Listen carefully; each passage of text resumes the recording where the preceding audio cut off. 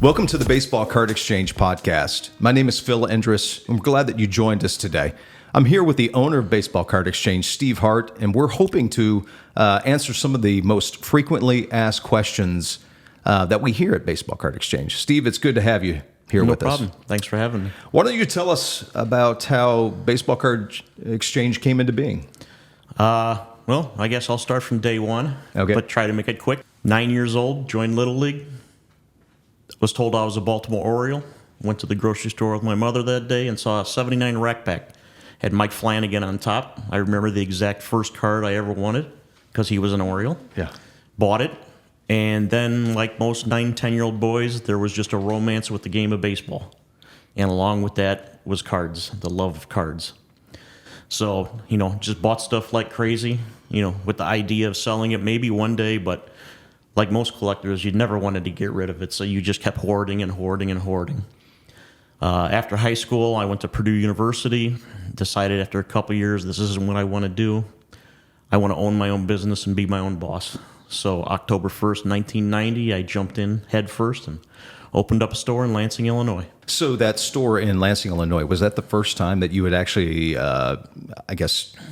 dove into the area of selling again or reselling? I had done shows before that, probably 10 a year locally. But, of course, the whole idea was to sell cards just to buy more. Exactly. And so how many years were you in Lansing? I was in a small, very small store, less than 1,000 feet for 3 years. Okay.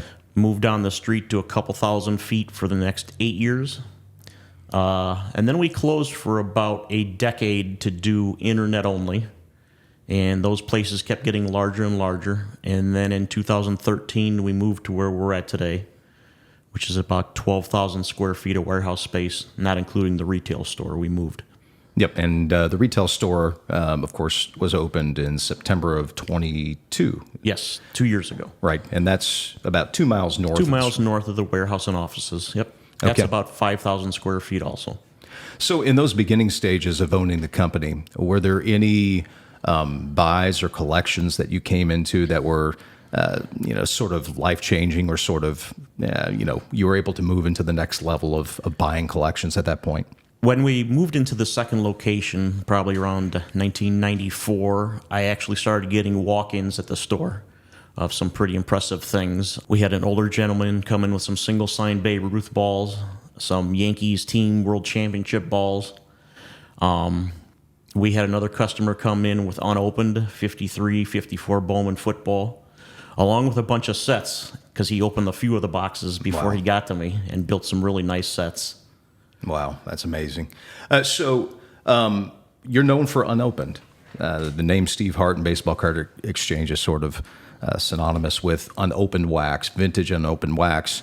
What got you into vintage unopened wax? It always intrigued me, the unopened material, as to why does it even exist still? Why is it out there? Why hasn't it all been opened? Mm-hmm. And because I guess most people probably thought, well, what was the reason of keeping it unopened? You got home, you ripped it open, you saw what you got. So I just loved the idea of having it in its original form when it even shouldn't exist. Yeah, very true.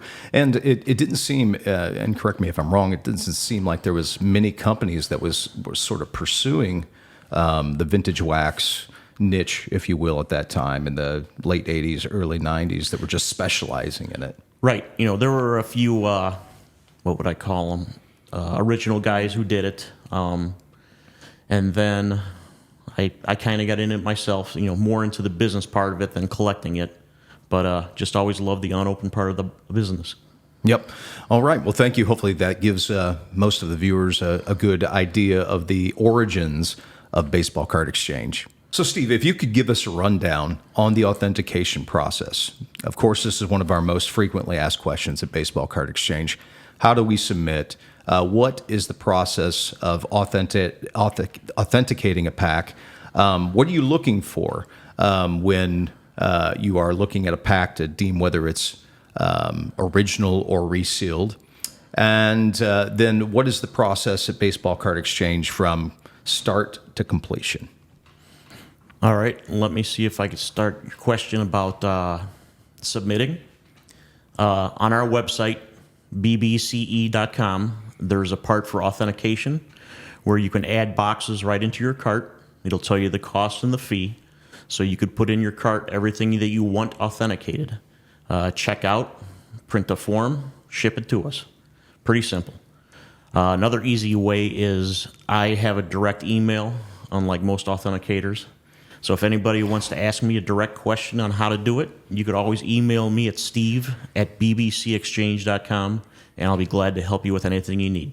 Yeah, and another thing too, to just sort of tell our customers is a couple years ago we updated the website, and through that update we added the authentication tab. And so with a vast array of different products there are out there, from ALF to 1986 football to 1991 wacky packages, and so many different other oddball items. Some of the items listed, some of the items that you might have may not be listed Right. on our authentication page. So in that case, if something that they have that they want to get authenticated is not listed, what do they need to do? You're correct. Our website pretty much lists the basic items that we see most often. Pre-88 material, Topps Fleer Donruss, all four sports. But when you get to post-90, there's just tens of thousands of different items, and we just can't possibly list them all. So anytime you have an item like that, like I said, email me direct. I'll be glad to help anybody with prices, the process, what you may have that's not listed on the site, or any other questions. Perfect. So tell us, Steve, what is the process in the authentication area? When you grab a box like you have here to your left, Okay. What are you looking for when you look at the packs? Well, the first thing I do when I open the lid is look for mold, mildew, water. That's more of the condition issue than the authentication issue. Okay. I'll then pull out a first stack of 9, lay it on its edge, and look at all the corner folds on both ends of the pack. Those 45-degree corner folds are really consistent and approximately in the same spot, in the same fold, when you have an original 36-pack box. If something stands out where a corner fold is missing, or a bunch of them are missing, I immediately know we got a red flag going into the next step. Right. The next step is I go through each pack one at a time, looking at the back of the pack, looking for the proper roller mark where it was originally heat sealed from the company, and it left a wax melt where the two flaps were sealed together. Most of the time, this can be identified, when it's been resealed, tampered with, messed with, compromised. Sometimes it gets more difficult, and then you got to try to look for that heat seal to be an original melt. A lot of times when it's been redone, it's just not quite the original melt. There's extra lines in it. There's extra pressure in it. Believe it or not, sometimes I see fingerprints in it. So, Well, it's a lifetime of learning. So to the novice that's come across this video here today, and we're talking about melting and all of that, Yep. we probably should just explain what the wax pack actually is. Okay. It's wax. Yes, the wrapper is paper with wax added to it. Correct. And that was the way the companies would use to heat a roller bar across the back to melt the wax to seal the pack. So then also the novice may ask, well, why would someone reseal a pack? And maybe you can address that. Why would someone open a pack and then reseal it? Well, most of the time it's for the obvious. They want to pull out the good cards, either replace them with garbage or not replace it at all. That's most of the time what they're doing. Sometimes I kind of scratch my head myself when I get a resealed box of Harry and the Hendersons because I'm not exactly sure what they're trying to find. Right. I've thought about that a lot, and I'm thinking maybe that they use a box of Harry and the Hendersons to practice on resealing a box, and then moving on to higher things. Or they need one card of Harry to finish their set, and they're tired of buying packs, so they just got to reseal it to get that one last card. Exactly. So you're talking about Harry Henderson's. It's a Topps product that's relatively inexpensive. And the reason why you say they practice on it is because there's wax boxes that are worth thousands and thousands and thousands of dollars. They want to try to get it down good before they move on to an expensive box. Correct. Okay, so in the process, you're looking at the wax packs. You want to make sure the corner folds look like they've never been opened before. You're looking at the roller marks, you said. Correct. And another point that you mentioned that's interesting and some may not understand is the first thing you do is you look for mold and you look for the smell. What's the reason why? Mold, mildew, water. Obviously, Topps products had gum in them. Mm-hmm. That was strike one, with the gum getting most of that damage from mildew, water, and it would ruin a lot of the cards. Is it also safe to say that wax boxes? Topps is a company that is a Pennsylvania company, right? In New York. Yep. Mm-hmm. So most of the wax boxes that are still unopened today, at least in my opinion, probably come from the East Coast. Correct. Yep. It seems like most of the stuff comes from Right. And in the East Coast, the basements are the storage facilities. Yep. And in the basements, we know what happens. It's water, it's leaking, and then it could be as simple as just sitting on concrete for decades. Right. With the moisture that comes up through the bottom of the case from the concrete. Right. And so if there is a smell that's too strong, if there is a scent that is just too powerful of mold and mildew, is that something that you're going to kick? It depends. Fleer and Donruss upper deck issue, where there is no gum, sometimes it's not going to be a problem other than the smell. There was nothing really there that hit the gum that caused damage there or hit the cards. If it's a Topps issue, I'll definitely see if the gum moves. Right. Or if it's stuck to the top card and probably bled into several cards. Mm-hmm. So, it's a case-by-case basis on what I think has happened to the cards inside. The biggest disasters are O-Pee-Chee. Mm-hmm. Anything O-Pee-Chee hockey, anything O-Pee-Chee baseball. I'm not exactly sure what kind of sugar or what they put into the gum, but that is the most difficult to discern if there's an issue. Sometimes the pack will look fine. Maybe the gum is only stuck to the top card, and then you open the pack and it has eaten all the cards. And sometimes that's difficult to tell with O-Pee-Chee. Another issue just like that is 81 Donruss. 81 Donruss gum is something... Whatever it does, it gives the most damage I see among everything I look at. And so the O-Pee-Chee that you just referenced there, is that every year of O-Pee-Chee that you've noticed? Pretty much, yes. Yeah. I've never really seen a better year than others. Yeah, I mean, the older it gets, obviously, the more time it has had to get moisture or mildew. But do you think the O-Pee-Chee card is a bit thinner stock than the Topps card? Yeah.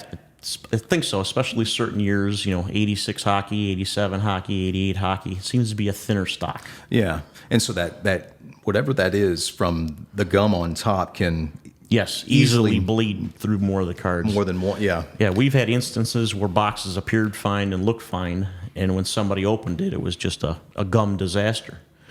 Unfortunately, I don't have complete control over that. To my eye, it looked good, but... Again, O-Pee-Chee, 81 Donruss, be very careful of. Yes. And so you mentioned being careful.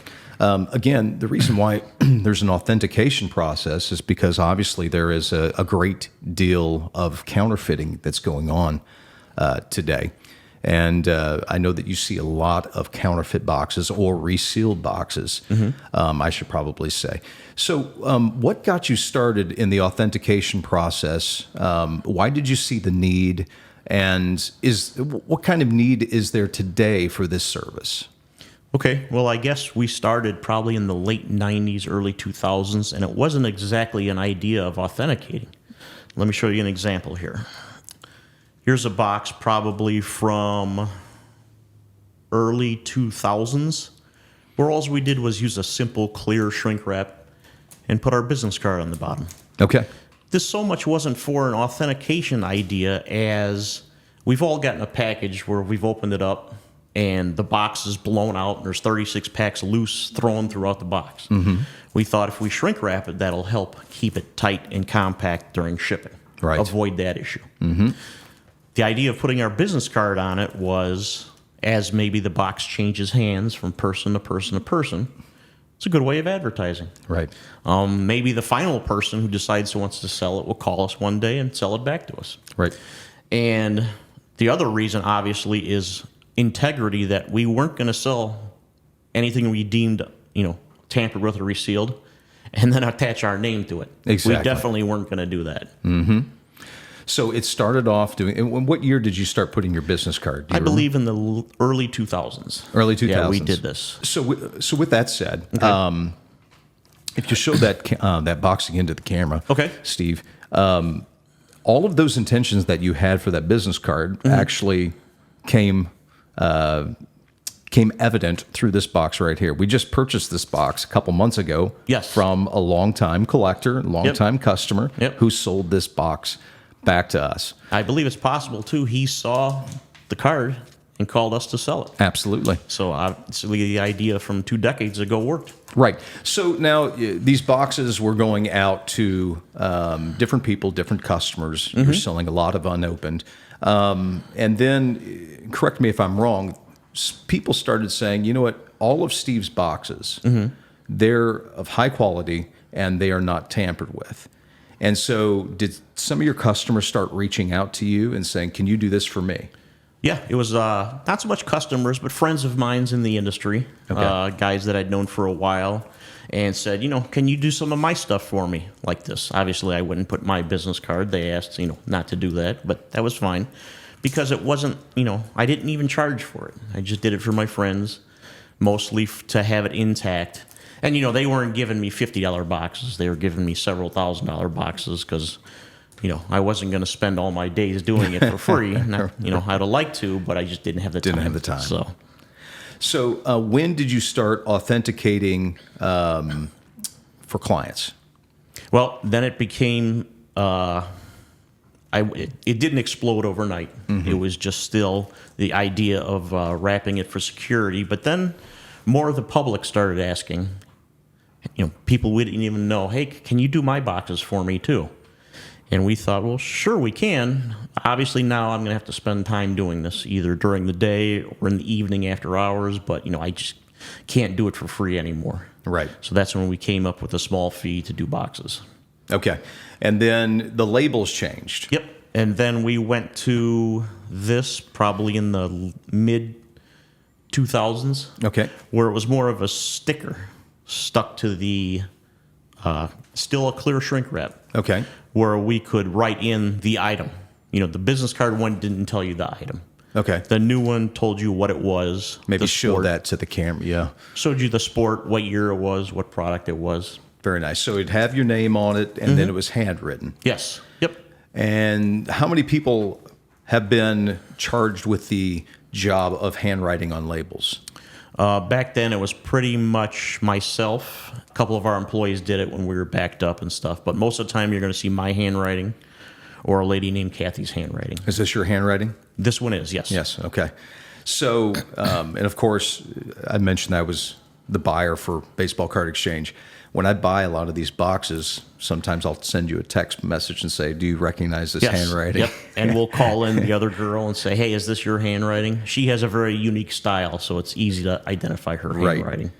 And so, okay, so then the process changed. Yes. And I am holding what is our current wrap, and this wrap has the Baseball Card Exchange logos all on it. And Yes, this is embedded into the wrap. And then on the back, you have the security tamper-proof label, and then you have another sticker here that adjoins the back of the box. And of course, this sticker is only put on higher value items. Yep, a serial numbered sticker will be for boxes 1,000 and higher. Okay. A red one will be for boxes 10,000 and higher. If you try to pick off the sticker, it will destroy itself. The label also has holograms embedded into the logo and to the bottom of the label. And another thing we've done now is added a QR code. Okay. So simply, you could take your cell phone, pick up that QR code, and it will take you to a link that will show you that box the day it left our hands. So at that point, you could photo match everything on the back of that box, the logos and the wrap, to make sure it's in the exact place and the wrap hasn't been altered or compromised.